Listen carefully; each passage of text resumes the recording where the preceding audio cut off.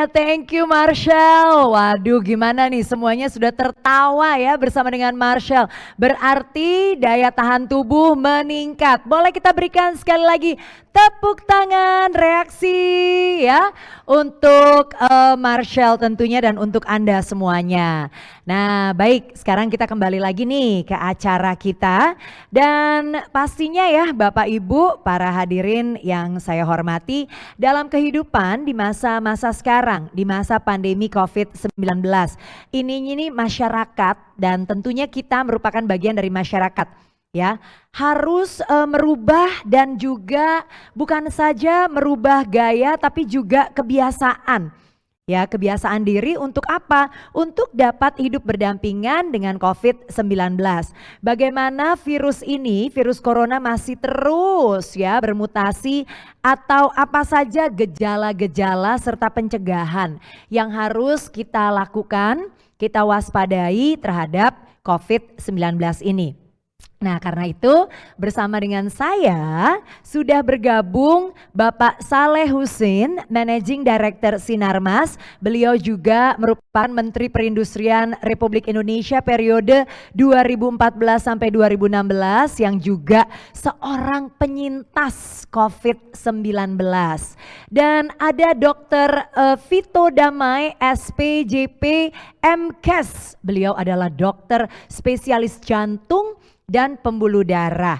Nanti mereka berdua akan ngobrol bersama dengan kita dan Health Talk ini akan membahas tentang hidup berdampingan dengan COVID-19 dan dipandu langsung oleh Dr. Setiadi dari Klinik Simas Sehat. Nah, karena itu saya ingin menyapa terlebih dahulu, halo Bapak-bapak yang terhormat, Bapak Saleh Husin, Dr. Vito dan Dr. Setiadi. Hai.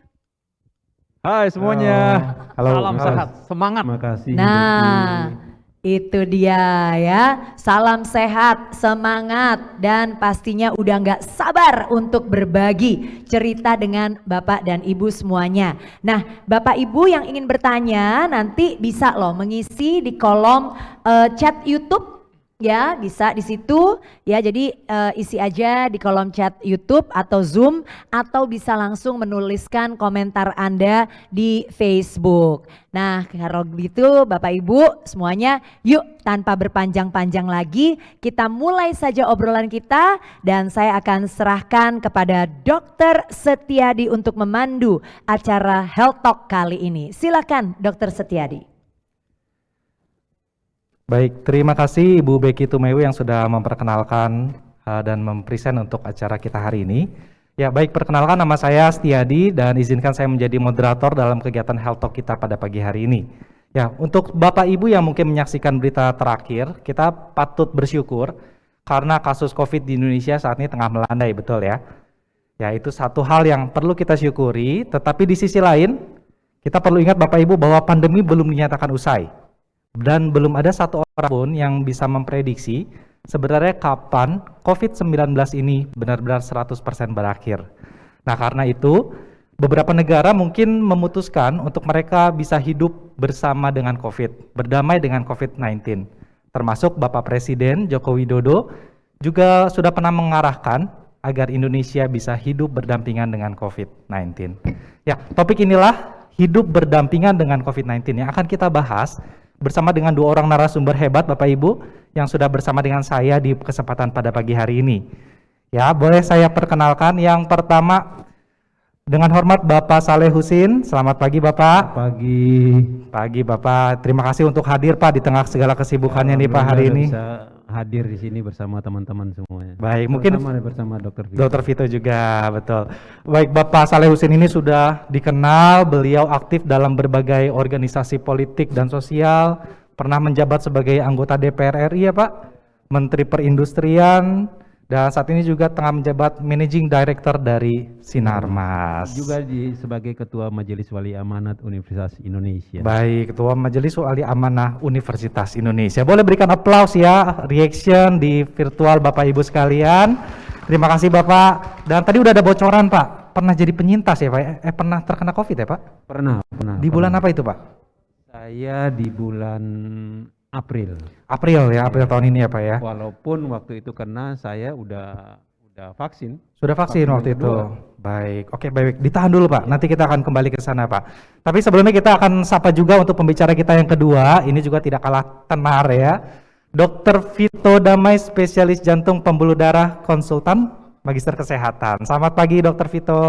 Pagi Dokter Setiadi. Ya, luar biasa. Jadi Dr. Vito ini juga sudah terkenal nih, host TV juga ya Dok ya. Praktisi medis, masih berpraktik sebagai spesialis jantung pembuluh darah, dan ini juga ya Dok ya, staf pengajar juga ya. Ya benar Dokter Setiadi. Oke, baik, sehat ya Dok hari ini ya? Sehat. Sehat, baik. Nah, sekarang kan kasus lagi melandai nih Dok. Dokter kan sebagai salah satu nakes di garda terdepan kita. Memang kalau di lapangan kondisi sedang menurun kasus COVID-19 Dok?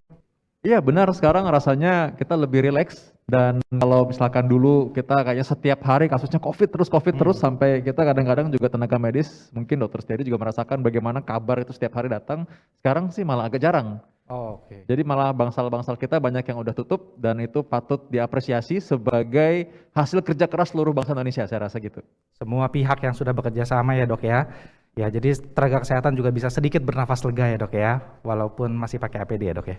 Ya, pasti pakai APD. Makanya kita pakai masker. Ini Pakai contoh yang masker. baik ya. Seorang yang penyintas sekalipun pakai masker. Kita semua Betul. juga mau tetap pakai masker dulu Oke. sementara ini. Luar biasa. Baik, Dokter Vito juga nih Bapak Ibu yang mengikuti kegiatan asuransi Sinarmas, tahun lalu pernah juga menjadi narasumber ya Dok ya di asuransi Iya. Sinarmas. Waktu itu tahun lalu kita bahas tentang happy hipoksia Dok, masih ingat ya Dok ya? Iya benar-benar. Pernah ya? happy Nah, hypoxia. itu 1 tahun yang lalu Dok. 1 tahun udah berlalu, tapi COVID-nya belum lewat Dok.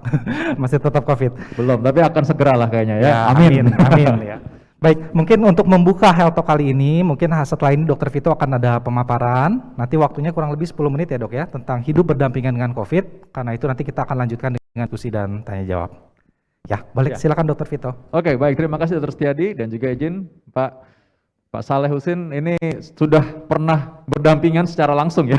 Karena minimal 14 hari waktu itu berdampingan langsung, tapi nggak mau berteman kan ya. Kenal aja udah cukup. Kita juga sama sebenarnya. Jadi kalau orang yang over ketakutan itu mungkin karena belum paham. Jadi apa yang mau kita sampaikan justru berani karena paham. Takut karena salah mengerti. Jadi justru kita harus paham dulu supaya kita berani. Berani dalam arti bukan nekat. Kalau nekat itu nggak tahu tapi melakukan. Nah kalau kita berani karena kita paham. Nah mungkin saya bisa dibantu dengan slide yang akan mungkin saya berikan supaya ada gambaran visualisasi ya. Nah sekarang kita bersiap nih. Di masa depan mungkin COVID-19 akan tetap ada. Karena sangat sulit, artinya sebuah mikroorganisme, ya ini tiba-tiba bisa hilang begitu aja. Karena terbukti penyakit yang ada sekarang itu udah ada sejak zaman dulu kala. Orang yang tipes itu dari dulu udah ada. Orang yang dari dulu punya diare, sampai sekarang masih ada juga. Tapi beda, zaman dulu diare itu bisa membuat seorang kalah perang. Tapi sekarang kan paling bikin orang nggak masuk 3 hari gitu. Jadi berbeda. Nah karena itu kita pun bersiap hal seperti itu. Nah kita boleh masuk ke dalam slide yang berikutnya ya. Ada yang saya mau tunjukkan bahwa sekarang ini masker kayaknya udah menjadi kewajiban dan juga merupakan proteksi buat kita. Dan kalau kita bilang bahwa sekarang ini masker sangat menurunkan risiko, sangat benar. Apabila masker ini dipakai seperti saya dengan Dr. Setiadi dan juga Pak Saleh Husin saat ini, kami menjaga jarak plus dengan masker, maka seandainya pun di antara kami ada yang positif COVID-19, maka risiko penularan itu di bawah 1,5%. Sangat rendah. Logika aja, mau keluar dari mana orang semua pakai masker, jadi nggak bisa keluar itu droplet atau virusnya, pasti akan terkontaminasi tapi di dalam masker itu sendiri. Apalagi kalau kita nggak saling berpegangan, artinya dalam tidak saling bersentuhan, tidak saling berangkulan maksudnya, maka harusnya aman-aman aja, jadi nggak usah terlalu parno. Ada orang sekarang parno begini, baru dengar kabar aja bahwa kayaknya aku baru positif nih, dari grup. Langsung dia bilang, dok kayaknya saya juga mau swab. Saya bilang, kenapa? Saya bilang, tadi dari grup katanya ada orang positif. Tapi kan Anda kan nggak ketemu dia, kenapa harus takut? Dia baru dengar kabar aja, sudah merasa bahwa ini kayaknya saya kok mulai agak demam sedikit. Saya bilang, demam dari mana? Orang tadi nggak apa-apa, saya bilang gitu. Cuma karena dengar ada orang yang positif. Nah jadi hal seperti itu karena tidak paham. Nah Anda harusnya pasti lebih paham sekarang. Nah gambar slide berikutnya. Sekarang itu orang kadang-kadang terlalu sering cek. Jadi datang ini dokter, Pak Saleh, datang ini ke kita, ke dokter itu kadang-kadang sudah bawa periksa di dimer. Dok, di dimer saya tinggi. Saya bilang, siapa yang suruh periksa? Saya bilang gitu. Nilai normal 500 ya, itu tertulis 501. saya mesti minum pengencer darah. Saya bilang, nggak perlu. Saya bilang gitu. Buat apa minum pengencer darah? Siapa yang suruh juga periksa? Nggak ada sih, pengen cek aja gitu. Ya. Lalu mereka cek, dok ini antibodi saya habis divaksin kok cuma segini ya? Saya bilang, yang suruh periksa siapa? Saya bilang gitu. Dia sendiri mau ngecek sendiri. Saya bilang, bukan itu patokannya. Nanti kita akan jelaskan, mungkin kalau ada waktu kita akan bahas ya. Apa sih, kenapa sih harusnya kita nggak perlu terlalu memikirkan mengenai hal tersebut. Nah jadi sama kalau misalkan sekarang, oke, udah tahu, masa udah setahun setengah masih panik juga. Ya kan udah tahu, oke, swab positif ya, udah tahu dong harus dilakukan apa, ya udah. Tahu konsekuensinya, atau kalau lagi demam, ya udah oke, demam seperti flu, udah pastilah mirip ya. Pandemi sekarang ya wajar aja di swab. Lama-lama kan orang juga udah tahu, memang demikian protokolnya. Sama kayak kita cuci tangan sebelum makan, udah biasa kan? Coba dulu. Jatuh dikit, belum 5 menit dimakan. Ambil lagi sayang dok. Ya kadang-kadang demikian, terus terang aja kadang-kadang dokter juga mungkin lupa ya habis periksa pasien nggak cuci tangan ngambil bakwan goreng, misalnya gitu ya. Kadang-kadang ada yang begitu. Tapi artinya sekarang kita lihat bahwa orang awam sekalipun kalau mau makan cuci tangan dulu. Nah itu hal yang kemajuan, itu lama-lama akan terbiasa ya. Jadi kalau misalkan kita nanti ada orang mungkin di antara bapak-bapak, ibu-ibu sekalian misalnya ternyata COVID-19, tenang aja ya udah oke, pakai masker di rumah, coba cek, periksain apa aja. Kalau misalkan Anda bisa sebenarnya periksa foto ronsen minimal, karena supaya tahu, jangan membilang, oh saya ini kategori, saya OTG dok kemarin, jadi saya memutuskan di rumah aja gitu. Saya bilang, oh jadi nggak ada keluhan nih? Ya paling pusing-pusing, badan agak meriang dikit, sama ini dok, tenggorokan ada serak, tapi ya saya OTG. Saya bilang itu bukan OTG pak, OTG tanpa gejala, bapak tuh gejala udah. Jadi yang menentukan OTG itu bukan Anda sendiri sebenarnya, yang menentukan OTG itu coba dokter itu. Misalnya dokter Setiadi yang bilang, oh ya ini OTG rawat di rumah, itu lebih benar. Ya, bukan berarti Anda bilang OTG padahal gejalanya banyak.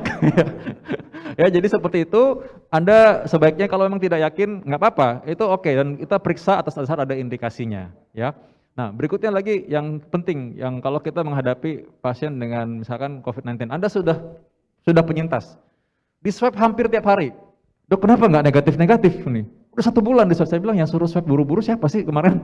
Di swab tiap hari. Saya bilang masih belum, baru juga 5 hari di rumah gitu kan, masih belum, tenang aja, sabar gitu. Yang penting klinisnya. Jadi artinya tidak terpaku pada hasil pemeriksaan tersebut. Aduh dok, saya sampai kantong, sampai kempes nih. Ya mungkin apalagi saya nggak tahu, tadi kan Marcel juga cerita ya, sampai dirawat sehari kok nolnya tambah banyak ya, sampai nggak mau bertelur lagi. Takut bertelur lagi besok ya, karena apa? Ya mungkin nggak tahu, atau mungkin nggak persiapan ya. Semua itu memang harus kita persiapkan.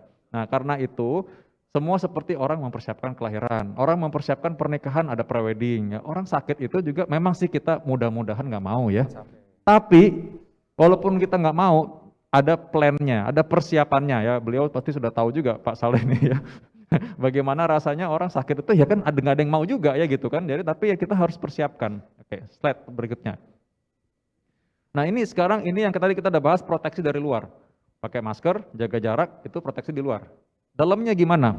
Hampir 90% pasien yang kemarin tuh dirawat di rumah sakit, itu ternyata punya komorbid. Dan komorbidnya kebanyakan adalah komorbid yang bisa dicegah. Jantung, darah tinggi, obesitas, kegemukan. Orang yang punya penyakit gula, itu penyakit-penyakit yang bisa dicegah sebenarnya. Jadi kalau misalkan, bayangkan ya kemarin itu kan kita mengalami ya, bagaimana rumah sakit kayaknya penuh sekali, sampai saya pernah mengalami nih Pak Saleh ya. Ada orang di luar itu di depan UGD ngantri, saya bilang, boleh nggak tolong masukin pasien saya? Saya bilang, boleh dok, buat apa tapi dok? Soalnya oksigen tinggal 2 nih, pasien ngantri udah 8 di depan. 1 lagi ya boleh, nunggu di depan, tapi mau diapain gitu maksudnya, oksigennya aja habis. Nah maksud saya ternyata 90%-nya, hampir 90%, 80-an, 84% datanya itu ternyata punya komorbid.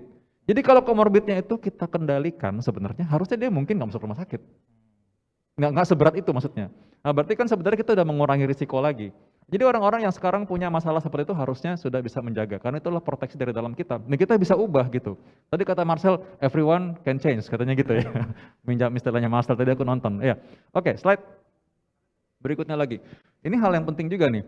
Sekarang kalau kita hidup, kita udah harus kerja. Pasti semuanya mau kerja sekarang, mau produktif lagi, mau berkarya lagi, ya, dan itu memang sudah wajar, semangat memang. Jadi kita tetap boleh bekerja. Justru dengan kita bekerja, kita tahu bahwa kalau kita bekerja itu tanpa kita dengan takut adanya COVID-19, itu sebenarnya salah. Kita tahu bahwa COVID-nya ada, tapi kita dengan proteksi. Seperti yang dilakukan di sini. Semuanya proteksi, semuanya pakai masker. Ruangan dibatasi. ternyata lebih efektif kerjanya. Tadi saya baru ngobrol dengan Dr. Setiadi, saya baru ngobrol dengan Pak Saleh, lebih enak karena pakai virtual ya. Dengan adanya virtual kita bisa menghemat waktu. Menghemat, kan bapak-bapak, ibu-ibu juga sekalian coba deh pikir, sekarang bisa kan alasannya bukan macet kalau rapat, sinyal gitu, lain ya. Jadi alasan. Jadi alasan ya, kalau disuruh jawab nggak bisa jawab ya, aduh maaf nih lagi freezing gitu. Jadi agak beda, tapi intinya sebenarnya adalah bahwa ternyata ada hal yang baik juga, yang memang bisa kita rasakan dampak dari tadi kita bisa menghadapi, kita bisa adaptasi dengan keadaan seperti ini, dan memang manusia itu kelebihannya bisa adaptasi harusnya. Jadi karena itu pakai masker, kita jaga jarak itu karena kita nggak mau sakit. Dan ini ingat saja bahwa COVID ini memang masih mungkin menyebabkan orang masuk rumah sakit. Ingat pengalaman di negara tetangga, mereka yang sudah vaksinasi komplit ternyata masih juga bisa berisiko sakit juga. Dan kalau Anda mau tahu di luar negeri itu penyakit flu juga emang bisa bikin orang sakit juga masuk rumah sakit. Jadi artinya bukan hal yang luar biasa sebenarnya. Kita harus siap-siap, nggak boleh anggap enteng. Kita berani sekali lagi karena kita paham. Tapi kita bukan nekat, karena itu kita nggak anggap enteng. Oke, slide yang berikutnya yang ini menjadi kunci ya.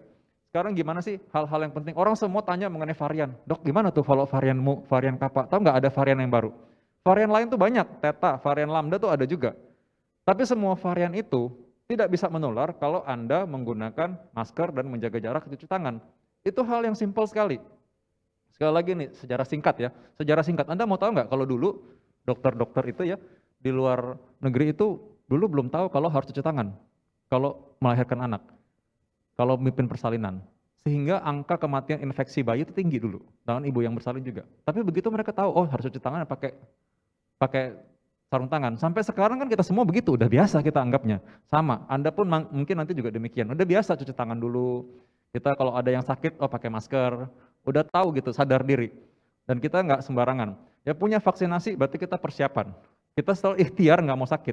Tapi kalau seandainya pun ternyata terkena penyakit, maka vaksinasi ini membuat kita lebih ringan harusnya dibandingkan kalau kita nggak divaksinasi. Ya oke, boleh slide lagi? Segala sesuatu dalam hidup kita, itu kita perlu persiapan. Sekali lagi aku bilang bahwa orang, oh ya kita mau nabung nih buat persiapan di masa depan mau jalan-jalan. Jalan-jalan aja dipersiapin kan? Kenapa orang punya P3K di rumah? Apa mengharapkan sakit? Enggak. Tapi kalau misalkan ada yang lecet, ada yang luka, bisa dikasih perban, kasih obat merah dulu gitu. Kenapa orang mempersiapkan, oh saya nanti mau wedding nih, apa masa tiba-tiba wedding besok ya gitu kan? Jarang lah kayaknya ada yang kayak gitu.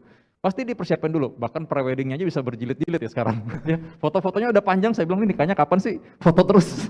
Sama, dalam hal itu kita, sakit pun sebenarnya kita harus persiapkan diri. Artinya bukan kita mau, tapi kita ikhtiar selalu sehat. Tapi seandainya pun nih, ternyata diizinkan, ternyata ada penyakit yang mampir gitu ya. Jangan berat-berat banget, jangan ngerepotin orang lain, jangan ngerepotin keluarga di rumah. Contohnya misalkan ya tadi, Anda menjaga diri tetap sehat, supaya kalau sakit nggak berat-berat banget. Anda menjaga diri dengan apa? Vaksinasi komplit, supaya kalaupun ternyata nanti COVID ini mampir gitu ya, mau temenan sama kita, ya nggak deket-deket terlalu lama, dia cepat perginya gitu. Ya, jadi kita juga nggak jatuh sakit terlalu cepat. Nah, jadi semua itu sekali lagi butuh sedia payung sebelum hujan. Nah, semoga kita semua tetap sehat dalam lindungan Tuhan dan semoga pandemi cepat berlalu. Amin.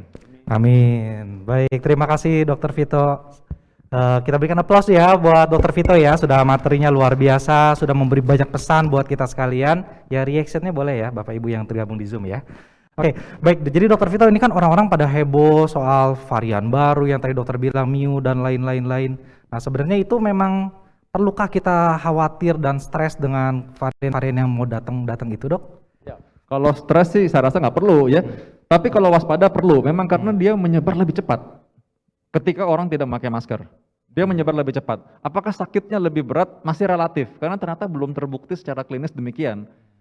Jadi masih banyak variabelnya. Tapi intinya cara penularannya, modus operandinya tuh sama. Sama aja ya dok. Sama ya? aja. Kalau pakai masker ya nggak mungkin lewat dia sebenarnya. Betul.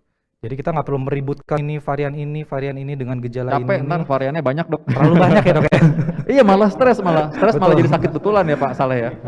Iya, tapi tetap intinya dengan prokes itu semua bisa ya dok ya untuk diminimalisir ya dok ya. Sangat bisa diminimalisir. Sangat bisa ya.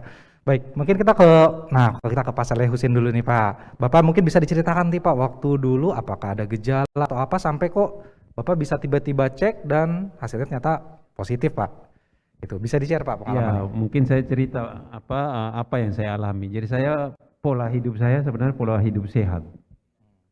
Berbagai kegiatan sosial apa segala macam, suatu saat saya harus ke daerah dan harus antigen. Harus swab ya Pak? Nah, harus swab. Begitu swab kaget saya. Waduh, kok positif? Sementara saya prokesnya ketat. Nah, akhirnya saya tarik ke belakang, rupanya dok, jadi ada satu kegiatan yang memang pagi itu saya habis, karena saya hobi olahraga, saya habis goes sekitar 60 kilo, terus langsung ada kegiatan-kegiatan, malam saya ada satu kegiatan acara. Di situ lupa saya makan. Makan Copot bersama. masker, makan. Nah, mungkin disitulah saya terpapar, sehingga nah begitu pas udah tahu saya positif, saya langsung dari tes antigen saya rubah, pindah lagi ke tempat untuk PCR. Begitu PCR betul positif. Udah saya langsung telepon istri di rumah. Sambil pulang saya tetap tenang.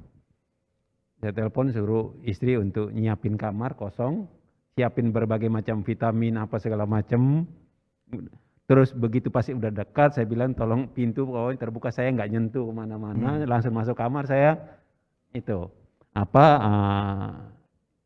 isolasi mandiri. Isolasi mandiri ya Pak? Udah langsung begitu masuk saya tenggak dulu, minum dulu vitamin plus sama ada macam-macam lah. Udah sambil itu ya info ke teman-teman yang lain. Begitu info, udah beberapa teman nyarankan udah Saleh daripada isoman di rumah, mendingan di rumah sakit aja. Nah waktu itu memang itu kira-kira bulan April memang ya. belum terlalu tinggi sih. Tapi saya sebelumnya itu udah vaksin pertama dan kedua itu kira-kira di bulan Februari. Kalau udah 2 bulan vaksin keduanya. Nah tapi waktu itu memang saya juga nggak ada gejala apa-apa, nggak panas, nggak ada perubahan sama sekali. Udah di rumah sakit, selama di rumah sakit itu saya diintens oleh dokter di apa segala macam, memang nggak ada perubahan. Jadi tiap pagi saya tetap dengan pola kehidupan saya pagi, walaupun dalam kamar olahraga saya, loncat-loncat selama 30 menit gitu biar keringat. Nah udah itu ya sambil pas hari ke-5 itu juga dokter udah nyarankan, Saleh mendingan udah ini kan nggak ada apa-apa ini, tetap itu udah balik aja biar di rumah. Saya yang malah jangan dok, saya tetap di sini. Dia dokternya yang kaget. Ini pasien biasanya disuruh pulang cepat, ini malah nggak mau. Udah saya tetap isoman di rumah sakit sambil berbagai kegiatan. Nah pas hari ke-7 itu biar saya juga nggak stres, saya ajak si susternya, terus pingin ketawa-ketawa nggak? Oh boleh Pak, biar nggak stres kalau lama, soalnya udah 1 tahun lebih nih kayak gini terus. Udah akhirnya tiktokan dok. Oh gitu. Di rumah sakit itu? Di rumah sakit tiktokan. Ya? Tiktokan akhirnya saya share kan, begitu share viral. Wah ini contoh pasien. Ya salah satu adalah untuk menyenangkan diri saya, juga menyenangkan si nakesnya juga kan, nakesnya biar nggak stres juga. Ya itu salah satu. Dan juga paling nggak kenapa saya share itu tujuannya adalah ya ini bagi pengalaman ke misalnya teman-teman yang lain, kalau misalnya kena terpapar gitu nggak usah stres, tapi tetap tenang, bagaimana bikin diri tetap terhibur, sehingga kan katanya kalau salah satu adalah pikiran kan, semakin kita stres kan penyakit makin datang kan. Jadi saya bikin tenang. Begitu pas hari ke 12 baru saya pulang. Walaupun di hari ke-5 terus ke-9 itu PCR tetap udah negatif. Udah negatif. Nah, pulang pun saya nggak langsung ke rumah, tapi saya transit dulu. Karena saya mikir juga adalah jangan sampai protek ke istri dan anak-anak di rumah. Saya transit dulu di tempat transit 3 hari itu, sambil hari ke-3 saya PCR lagi negatif, baru pulang ke rumah. Pulang ke rumah ya udah, pulang ke rumah pun saya nggak langsung ke kamar, tapi saya isoman di kamar terpisah dulu. Hari yang ketiga saya PCR lagi, negatif, baru saya masuk kamar. Nah artinya paling enggak saya jaga sampai sejaga itu, paling enggak untuk mengamankan istri dan anak-anak. Keluarga di rumah ya Pak Itu ya. yang saya jaga betul. Baik. Sehingga tapi makanan apa segala macam tetap saya itu, obat-obatan segala macam. Nah, yang paling utama adalah ya saya menyarankan yaitu memang seperti tadi Dokter Vito bilang, kita nggak usah terlalu takut dengan penyakit ini. Paling nggak kan ini ada di mana-mana, sehingga ya kita nemenin, tetap berteman, tapi tentu kita jaga, yaitu dengan memakai masker, paling nggak jaga jarak. Terus di samping itu juga ya kita tidak boleh berkumpul di tempat-tempat yang terlalu ramai. Itu yang hal seperti itu yang kita hindari. Menghindari Nah, kerumunan ya. memang sebelum saya terkena terpapar, kan ada kegiatan yang kami lakukan yaitu untuk donor convalescent. Waktu itu sebelum tertular. Nah, waktu pas acara yang kegiatan kita Sinarmas lakukan kegiatan untuk donor convalescent, saya dalam benak saya, pikiran saya adalah waktu itu saya pingin donor darah juga, tapi pingin donor darah, dokter dari PMI bilang, loh Pak Saleh, ini kan kita buka di data di laptop, baru belum waktunya untuk bisa donor kembali lagi. Nah, terus saya dalam hati, waduh, mau donor kok nggak bisa. Tahu-tahu dikasih kena terpapar. Begitu terpapar selesai segala macam, akhirnya saya begitu sembuh ya donor convalescent saya. Malah jadi Dari dalam hati waktu itu akhirnya saya tarik ke belakang. Oh jangan-jangan dulu saya mau donor darah, Tuhan bilang, lu nggak usah donor dulu, nanti sekalian donor convalescent aja. Jadi dikasihkan. Nah, kalau saya syukur alhamdulillah akhirnya ya udah bisa donor convalescent dan bisa membantu para pasien yang memang waktu itu sangat tingginya membutuhkan. Betul. Itu dan itu saya lakukan. Dan begitu itu saya lakukan, saya mungkin karena ada background nama segala macam, kan akhirnya diliput oleh media segala macam. Nah, tujuan saya adalah untuk membangkitkan semangat kepada teman-teman yang misalnya udah terpapar, udah jangan tinggal diam, tapi paling enggak yang bagi teman-teman yang terpapar ini kita bisa menyumbangkan sesuatu untuk membantu para pasien. Dan akhirnya memang jadi ramenya. Dan itu saya share ke teman-teman termasuk ke Pak Menkes segala macam. Wah, Saleh udah kasih contoh terus.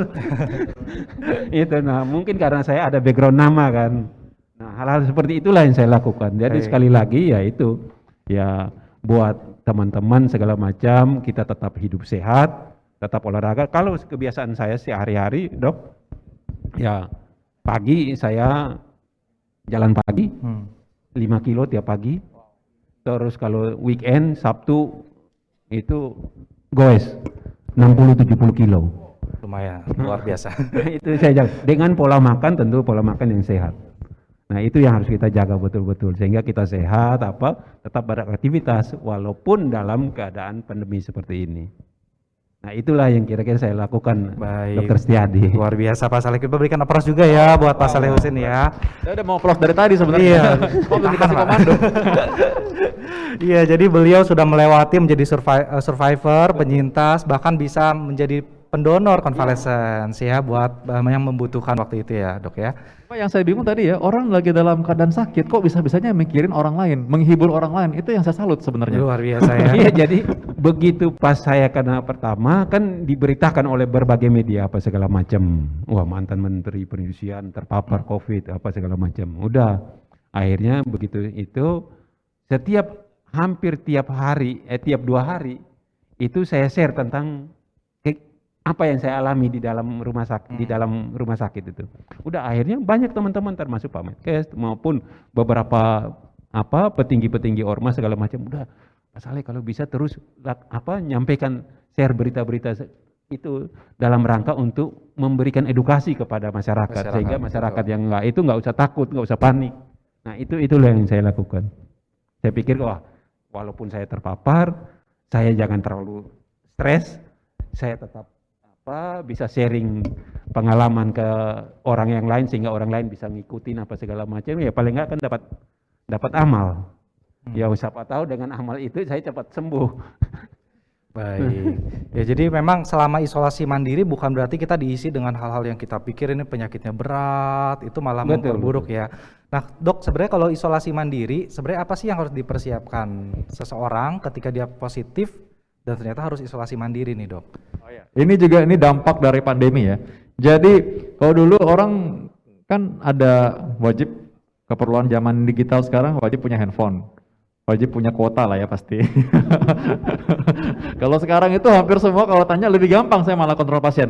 Pak, coba tensi di rumah. Oh ya, ada dok di rumah ya. Udah punya tensi di rumah ya. Jadi pertama punya tensi. Itu penting sekali. Karena tensi itu kan hipertensi selalu masuk top 3 ya, orang yang bikin komorbid itu naik. Tapi kalau orang yang naik sepeda sama yang rajin jalan kaki itu memang bisa jauh menurunkan tensi tuh. Jadi artinya bikin tensi stabil ya. Yang kedua, punya salat saturasi. Saturasi oksigen itu kan dulu kita bahas tahun lalu happy hipoksia. Banyak orang yang rasa nggak sesek nggak apa-apa, ternyata saturasi oksigen 80%. Itu dialami juga bahkan oleh para nakes-nakes kita yang mengalami sakit. Dia bilang, saya kok nggak kenapa-kenapa, tapi begitu ukur saturasi cuma 70%, 80%. Nah jadi wajib punya saturasi oksigen di rumah. Yang ketiga, itu wajib punya hiburan. Tadi udah kasih Seperti contoh. Pak Saleh Husain Iya, punya cerita TikTok ya. tuh. TikTok mungkin punya apa yang lain, hiburan yang lain, ada yang mungkin dia punya film atau punya buku. Ya beliau ini kan tadi kan mencontohkan bahwa oh saya pengen hibur nakes juga deh yang merawat saya gitu. Atau pengen ngasih lihat orang di luar bahwa oke, kalau udah kena begini nih, kita harus tahu gimana caranya enjoy, pengen cepet sembuh gitu kan. Jadi bukan malah merundung diri, aduh kayaknya stres banget gitu kan. Jadi harus punya hobi memang. Kalau nggak punya hobi ya susah juga ya. Nah yang ketiga Pak, Bapak kan memang rajin olahraga. Nah ada juga orang-orang, ini sebagian orang yang lain ya. Saya bilang gini, udah nggak usah pikir olahraganya apa. Saya bilang minimal 1, bersihin tempat tidur sendiri. Udah, itu udah olahraga namanya. Itu udah aktivitas fisik berat Iya, itu. soalnya kan kalau orang lain masuk terus bersihin punya dia, berarti kan nambah lagi kerjaan kan untuk orang lain. Risiko terpapar juga ada. Ya, jadi kalau gitu bersihin tempat tidur sendiri. Punya piring makan segala macam, cuci sendiri, baju cuci sendiri, itu udah olahraga. Jadi nggak usah repot mikir mau olahraga apa sih gitu. Soalnya mereka tuh bukan orang yang biasa kayak Pak Saleh kan biasa jalan kaki atau bisa naik sepeda sampai 70 kilo. Dia kan enggak. Baru mau olahraga sekarang, saya bilang, kamu kalau baru mau olahraga sekarang nanti kamu tambah kecapean, saya bilang gitu. Bukan orang biasa olahraga soalnya. Nah, jadi itu tadi ya. Gitu caranya buat gerak badan. Ya, jadi ada hal-hal yang bisa dilakukan ya selama isolasi mandiri itu juga ya, Dok ya. Ya, baik. Tapi kan memang kalau Pak Saleh Husain ini kan riwayatnya aktif berolahraga. Nah, itu sesuatu hal yang bagus ya untuk menjadi sehingga akhirnya tanpa gejala waktu itu ya, Pak ya. Ya, jadi tadi di slide Dr. Vito juga ada bahwa komorbid itu semestinya bisa dikontrol ya, Dok ya. Supaya jangan sampai kasusnya menjadi berat dan mungkin gejalanya cukup ringan. Nah, ini beliau contoh yang nyata ya. Jadi kalau misalkan nih, anggap aja ternyata banyak yang ketularan. Tapi semua komorbid terkontrol, walaupun punya hipertensi tapi misalkan dikendalikan minum obat misalnya gitu, tapi dia terkendali. Atau orang yang punya gaya hidup, pola hidup yang sehat seperti Pak Saleh misalnya, dan dia sudah divaksinasi, maka dia tidak perlu sebenarnya sampai harus stres karena sakit berat. Yang bikin masalah kan sebenarnya kemarin tuh masuk ICU-nya yang penuh. Penuh ya ruangan ya, Dok. Iya, masuk ICU-nya itu yang penuh. Rumah sakit mungkin punya banyak nih kamar. Tapi kalau misalkan ICU kan pasti cuma sedikit, nggak mungkin sebanyak itu. Dan kalau barang-barang masuk semua ya jadi repot, itu yang bikin masalah. Jadi kalau misalkan semua kayak kemarin Pak Saleh nih, mungkin ringan semua ya, atau bahkan tanpa gejala seperti beliau tadi cerita, maka harusnya kan nggak usah panik semua, bisa tiktokan bareng semuanya malah nggak masalah ya. Maksudnya bukan berarti kita anggap enteng sekali lagi, tapi misalkan kalau seandainya nggak sengaja kena, kayak beliau nggak sengaja sebenarnya kan, nggak sengaja kena ya itu masih lumayan ringan karena dipersiapkan. Dia mempersiapkan dirinya, oke saya siap nih menghadapi pandemi, ada COVID saya tahu, tapi saya siap, soalnya diri sendiri udah proteksi, saya sehat, pola hidup baik, pakai masker juga, jaga jarak juga, tadi yang dibilang, dengan jaga prokes kita worryless. Atau mungkin juga waktu itu pas saya kena juga, saya pas jadi ringan mungkin karena saya udah divaksin kali ya dok ya. Iya. Jadi itu salah satu yang membuat jadi ringan. Maka Benar. itu kita menghimbau kepada masyarakat untuk segera vaksin. Lengkapi vaksinasi, betul ya Pak ya. Ya kan ada masih banyak yang nggak mau. Masih kan. belum, betul. Ya, jadi memang harus dipersiapkan juga sehingga ketika nanti terkena pun mungkin gejalanya hanya ringan ya. Ya. Baik, ya. Jadi mungkin Pak, kalau misalnya kembali ke Pak Saleh Husain, kan sudah sebagai penyintas. Termasuk ketika kita masuk rumah sakit mungkin biaya bersat ya, kemudian ketika kita isolasi pun tadi dok harus ada yang disiapkan, biaya untuk isolasi mandiri sementara kita nggak bisa bekerja ya. Nah terakhir mungkin dari Pak Saleh Husin melihat perlunya asuransi kesehatan juga nih Pak. Iya, saya kira sangat perlu karena apa? Kita kalau begitu kena suatu penyakit tentu begitu masuk rumah sakit atau apapun itu pasti membutuhkan biaya yang cukup besar. Nah, salah satu adalah ya tentu harus kita proteksi dengan asuransi. Nah, tentu asuransilah yang akan membackup ketika kita sakit. Walaupun kita nggak kepingin untuk sakit, tapi paling nggak harus dijaga. Ya seperti ketika hujan kan kita harus siapin payung. Payung ya seperti Harus tadi siapin ya. payung sebelum hujan. Jadi ketika Nah. kita prepare ya Pak ya. Ya, kebetulan kan kita ada di sini ya asuransi yang kita tahu ini adalah asuransi Sinarmas yang telah membackup berbagai macam kegiatan untuk menghadapi misalnya kalau kita sakit ya tentu bisa di-cover kan. Termasuk Ya, terima Pak, ya. kasih buat Dr. Setiadi. Ya, buat saya. Baik, oke Pak. Nah sekarang kita mungkin ada pertanyaan juga nih Bapak, Pak Dokter dan Pak Saleh Husin ya. Ada pertanyaan mungkin yang sudah bergabung dari audiens kita. Mungkin ada yang bergabung dari Zoom, ada yang bergabung dari YouTube atau IG live dari Asuransi Sinarmas. Boleh mungkin ada pertanyaan yang ingin ditampilkan? Boleh ya Pak ya, nanti masih ada waktu kita bisa jawab pertanyaan dari audiens. Kenapa? Pertanyaannya gampang kok, susah tanya Dokter Setiadi aja. Lah, narasumbernya adalah Dr. Vito dan Pak Saleh Husin. Pasti mantap jawabannya, bisa menginspirasi kita sekalian. Ya, jadi Pak, soalnya nanti dalam sesi hari ini kita harus benar-benar mempersiapkan audiens kita, gitu. Karena kita ke depan mungkin akan hidup dengan COVID, mungkin nggak 1 tahun 2 tahun, mungkin. Ya dan lama kan ada ya, penyakit lain juga kan, Betul. maksudnya gitu. Itu kan ini namanya persiapan, sedia payung sebelum hujan. Nggak selalu hujan rintik-rintik kan, ada kadang-kadang hujan deras juga. Ya, maksudnya penyakit bukan cuma satu ya, Betul. ada penyakit yang lain juga. Jadi karena itu persiapan itu tetap aja perlu Paling berat diperlukan. tentu jantung ya. Ya, itu Dr. Vito bagian punya ya. Baik, ini sudah ada pertanyaan yang masuk, mungkin boleh diperbesar. Oke, sudah bisa dibaca? Mungkin kacamatanya diambil dokter. Baik, ini pertanyaan dari si Mas Jiwa ya. Boleh tolong dibantu diperbesar? Saya bacain. Boleh saya baca? Saya juga Ya, bisa. ya. Ini baik, ini dari Bapak Yogi Sembiring dari Asuransi Mas Jiwa. Pertanyaan mungkin untuk Dr. Vito dulu. Nah, saat ini kan kita sudah pakai masker ganda, ada yang juga sudah vaksin 2 kali, Dok. Tapi tetap harus berinteraksi dengan orang-orang di luar. Nah, gimana prokesnya yang paling wajib supaya peluang kita tertular COVID tetap minimal ya? Silakan, Dok. Oke, ini aku akan sharing apa yang saya lakukan dan nanti saya harap Pak Saleh juga cerita. Pak Saleh kan juga aktif ya sama ya. Jadi Pak Saleh juga nanti Super akan aktif, sharing Dok. juga. Super aktif malah. Banyak kesibukannya ini, Dok, nanti. Iya. Nah, karena itu kalau saya pribadi ya, saya selalu siap di tas itu selalu ada hand sanitizer. Ya, karena saya nggak yakin selalu bisa ketemu tempat cuci tangan yang ada air dan sabun. Kadang-kadang air ada, sabunnya nggak ada. Tapi sekarang udah mulai banyak. Yang kedua, sedia masker selalu jangan cuma 1. Ya, selalu sedia masker 2 atau 3. Ya, lalu 1 kalau misalkan bukan kita pakai, mungkin kita bisa kasih ke orang lain yang perlu. Oke. Itu kan karena kalau orang lain pakai masker, berarti dia pun melindungi kita. Nah, jadi karena itu bisa bawa masker jangan cuma 1. Apalagi kalau kita mesti pergi lebih dari 8 jam. Setiap 4 jam sebenarnya kita harus ganti tuh maskernya. Nah, lalu yang berikutnya adalah tadi. Kalau saya pribadi sih ini nggak perlu semua dicontoh, tapi kalau saya pribadi saya cuma makan di rumah aja. Saya sejak awal pandemi ketika memang sudah mulai, ini pandemi di Indonesia, langsung saya tuh cuma makan pagi dan cuma makan malam aja. Saya siang nggak pernah makan dan minum juga nggak pernah. Oh, nggak bawa makanan, Dok? Enggak, saya enggak. Memang saya tidak punya masalah dengan lambung, jadi saya bisa seperti itu. Tapi kalau ada yang punya masalah dengan lambung, ya jangan. Ya. Sesuaikan dengan kondisi masing-masing. Anda boleh misalkan mau makan ataupun mau minum, ingat makan dan minum itu nggak perlu nunggu berapa menit ya. Begitu dibuka sama-sama barengan itu bisa kena. Jadi karena itu kalau makan, makanlah sendiri. Bukan berarti egois ya, kalau mau dibagi jangan udah dimakan baru dibagi ya, kalau bagi sebelumnya. Jadi kita makan sendirian, dan kalau mau minum, Anda minum kalau bisa ya Anda keluar gedung kalau memungkinkan. Anda minum di luar dan tidak ada orang, Anda bisa buka masker di sana. Ya gitu. Jadi kalau bisa buka masker itu harus kalau bisa nggak ada orang di sekitar kita. Oke, karena Iya. buka masker itulah yang paling berisiko Iya, ya. dia untuk nggak kita pakai kena bisa ya. pause sebentar ya gitu. Saya mau makan sebentar nggak bisa. Ya itu, ya pas saya Betul, kena silakan. itu. Saya berjaga dan segala macam. Saking karena ketemu teman, ada teman lama baru ketemu di satu acara pesta.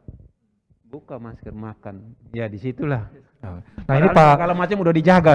nah Pak Di Saleh situ Husin lengah. kan banyak kesibukan nih, meeting dan lain, kunjungan. Nah itu gimana Pak, bisa tetap menjaga prokes selama Iya, kegiatan salah itu? satu adalah kegiatan saya cukup banyak, apalagi kan kegiatan-kegiatan sosial yang di luar yang bersentuhan dengan orang banyak segala macam. Ya salah satu adalah ya tentu satu seperti Dokter Vito bilang, pakai masker, hand sanitizer selalu ada di kantong, apa segala macam, dan juga ya tentu kita kadang-kadang datang ke sana juga harus lihat-lihat juga, nggak asal nabrak, lihat-lihat jaga dulu, lihat keadaan apa segala. Oh kalau misalnya kayaknya agak sedikit, kan kita bisa feeling kan, agak sedikit itu, wah udah betul, mungkin prokesnya yang kita tingkatkan apa segala macam sehingga kita terhindar. Jadi tantangannya mungkin bisa tambahan kecil aja ya. Mungkin kayak Pak Saleh ini kan begitu baik orangnya, sehingga mungkin gak enakan. Ayo Pak makan Pak. Oh iya gitu ya. Itu sering saya rasakan soalnya. Artinya ketika masuk kadang-kadang rapat ya orang ada aja. Ayo Dok silakan gitu. Ayo silakan. Ya itu harus kita tahan juga. Nggak apa-apa. Udah saya bawa pulang ya kalau nggak gitu. Maksudnya jangan dipaksa kita buka gitu. Betul. Pernah bahkan ada acara itu waktu itu pernah ada acara. Dan ini kebetulan teman-teman nakes juga, dia lupa. Mereka bilang, ayo makan siang, ayo makan aja, diet ya gitu. Enggak, saya bilang udah nggak apa-apa, makan aja, silakan makan, saya enggak. Tahan diri juga, dan kita kasih tahu mereka, makan jauh-jauhan dikit. Jadi kita satu, nggak apa-apa kita kasih tahu orang, asal kita kasih tahu dengan sopan kan. Kita ingetin orang nggak masalah. Saya bilang, Mas, maskernya tolong naikin sedikit sambil ketawa aja. Oh iya maaf gitu. Paling gitu kalau kita ngomongnya bahkan kurang ajar juga ya mungkin mereka juga jadi anti tanpa menyinggung orang lain. Jadi rasa nggak enak itu boleh kita singkirkan sedikit dengan kita ganti dengan rasa kepedulian. Karena sama-sama melindungi sebenarnya maunya gitu. Betul. Ya, jadi prokes tuh harga mati ya, jangan abai, jangan lalai walaupun kasusnya udah semakin menurun, tidak bisa ya, Nah, tidak. saya tidak kebetulan Dok, Ya. kan suka olahraga, biasa kan Sabtu tuh goes, tapi goes dengan orang-orang yang artinya kita udah tahu recordnya segala macam, nggak boleh dia bawa teman apa yang luar, tambahan teman, sehingga begitu pas goes kan nggak mungkin pakai masker, harus copot, kalau nggak kan bisa itu. Nah itu jadi begitu pas mau goes dengan teman-teman yang terbatas ya kita udah tahu apa recordnya segala macam, pas mau goes kita copot maskernya. Itu gimana Dok? Sekalian nih saya nanya mumpung. Oh ya, Dokter Vito mungkin. Ini emang sering memang tanya ya.